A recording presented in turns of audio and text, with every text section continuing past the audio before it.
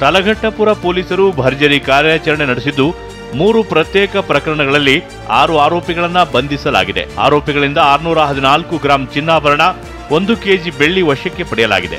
ಕದ್ದ ಮಾಲು ಖರೀದಿಸುತ್ತಿದ್ದ 3 ಆರೋಪಿಗಳನ್ನ ಬಂಧಿಸಲಾಗಿದೆ.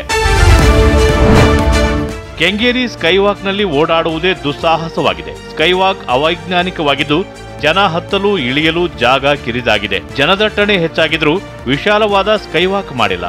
ಕನಿಷ್ಠ ಲಿಫ್ಟ್ ವ್ಯವಸ್ಥೆಯೂ ಇಲ್ಲ. ಹಿರಿಯ ನಾಗರಿಕರು, ಮಹಿಳೆಯರು ಹಾಗೂ ವಿಶೇಷ ಚೇತನರು ಓಡಾಡಲು ಸಮಸ್ಯೆ ಆಗ್ತಿದೆ ಅಂತ ಬೇಸರ ವ್ಯಕ್ತಪಡಿಸಿದ್ದಾರೆ.